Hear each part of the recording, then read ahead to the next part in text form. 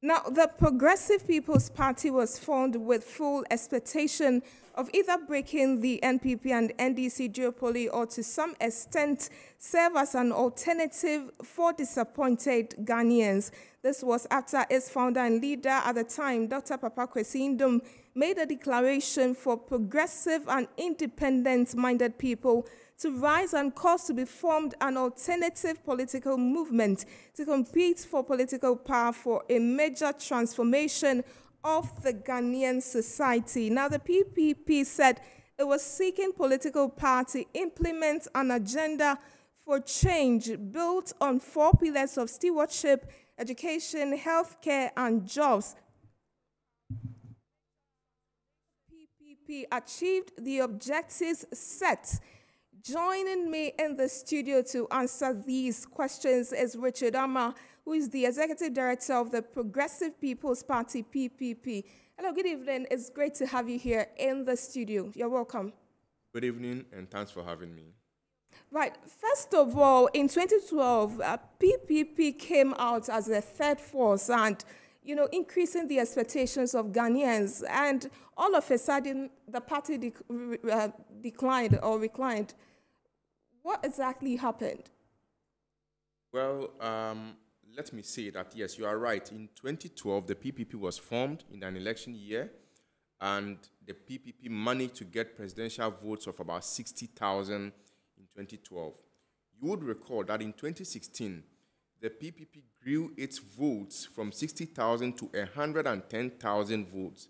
That represented about 90% growth rate for the PPP in the 2016. But you would also recall that the main protagonist of our party, Dr. Papa Kwesi Ndom, got into troubles, orchestrated troubles, as we all know in this country. I'm here to let you know that at the inception of the PPP, we knew very well that it was not going to be easy. And so we had a 20-year plan to grow the party in such a way that by 20 years' time, the party should be able to hold the balance of power and be able to enter the presidency. Well, unfortunately, let's say that dream has just been delayed or derailed a little bit, right, but not abandoned. Today, the baton is being handed over to younger people, and I'm sure we are going to talk about our presidential candidates as well as the parliamentary candidates across the country who are taking over the leadership of the party to ensure that we rebuild the party and pursue the dream that we had in 2012, which has not been achieved yet. Right. You mentioned troubles. Are you saying the troubles affected the party? Well, certainly. Parties are built with charisma. Parties are built around individuals. People have accused the PPP of being built around India. But tell me, who was NDC built around? NDC was built around Rawlings. The only difference is that they got into power, they were able to consolidate the foundation, and out of that foundation, other leaders came up and took over the mountain from him. Right. Even when you talk about NPP, they talk about Dankwa and Buzia and Dumbu. So they are talking about 3 men.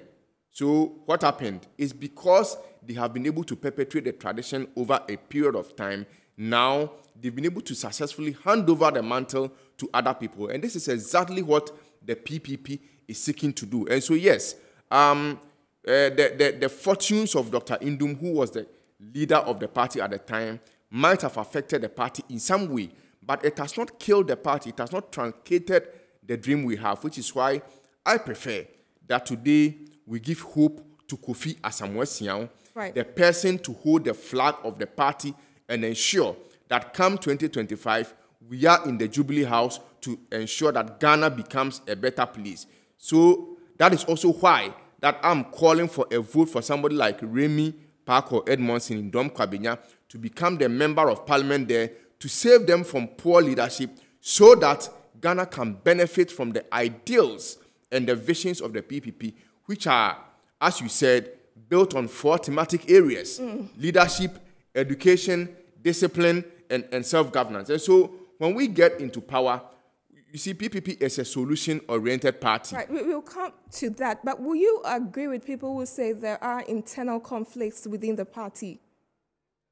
Well, I'll be very surprised if anybody spoke about internal conflict in PPP, because I have not seen one single media reportage that talks about any internal wrangling within the PPP. PPP remains one of the most united political parties in this country. We are talking about the Progressive People's Party. You cannot cite any single media reportage of any internal wranglings within the party. Of course, we've had challenges which have brought us back a little bit, but we learn from our mistakes. What are the and challenges?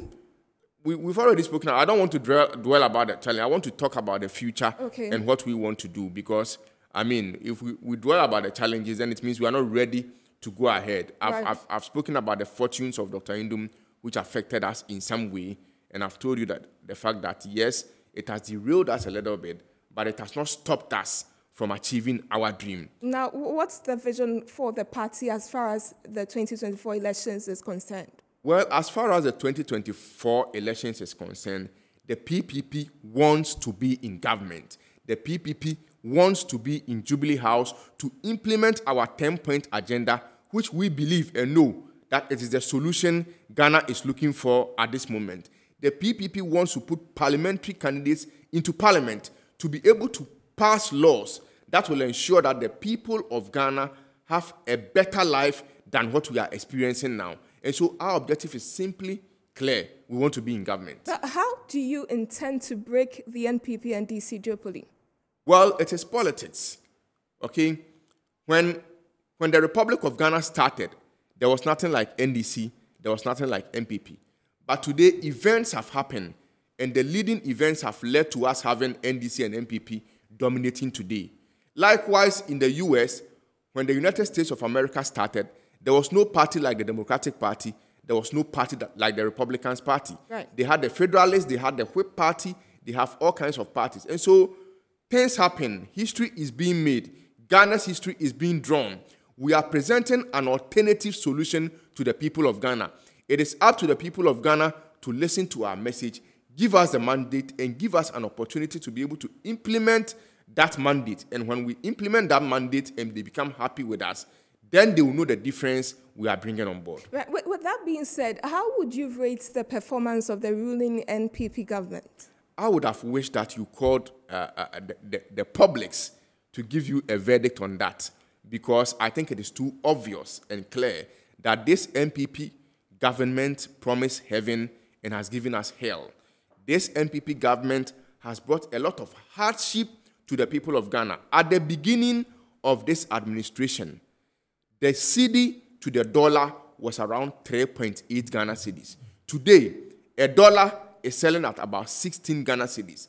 This is the party that told us in opposition that when the fundamentals are weak, the exchange rate will expose you. This is the party which in opposition said they will work with the Anas principle to expose corruption. When they come into government, they turn themselves into mercenaries to go after Anas and attack him. This is the party that promised that they are going to deal with corruption head on. Yet the leader of that party, who is the president of the republic, anytime any appointee is accused of any wrongdoing, would not allow due process to end. And in the middle of investigations, will come out and make pronouncements that will bastardize any conclusion that any investigator will be able to make out of the allegation that has been made against his government. And so when you ask me to rate this government, I would say it has performed very, very abysmally. Right, interesting. Now, let's talk about the fight against Galamsay. There have been calls for a ban on small-scale mining. What's the PPP's stand on this? I think the calls are in the right direction. Look, in Twi, we say, right.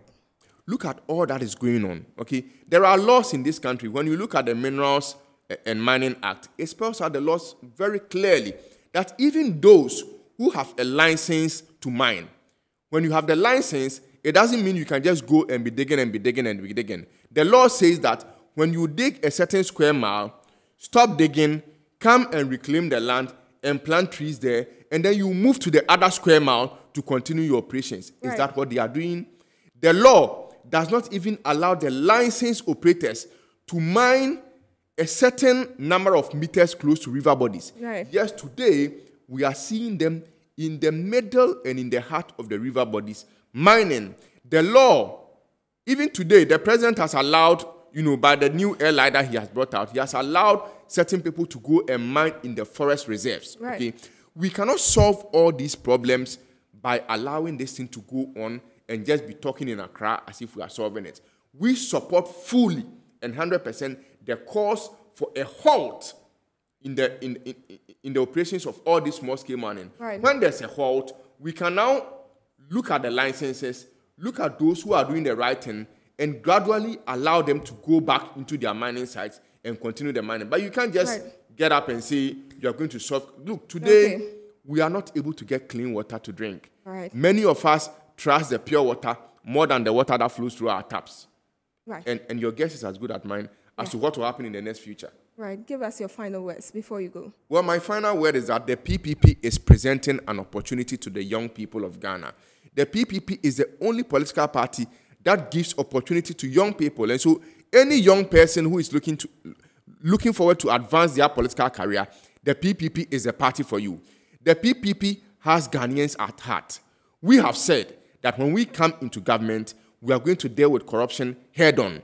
And when we say we are going to deal with corruption, we don't accuse individuals and say, look, this man was more corrupt than this. We have brought practical solutions. So let me just give you two of them. Quickly. Just two of them. Number one, we are the ones who said, when we get into power, we are going to amend Article 88 of the Constitution, separate the office of the Attorney General from that of the Ministry of Justice, and ensure that the Attorney General is an independent prosecutor who is not a politician.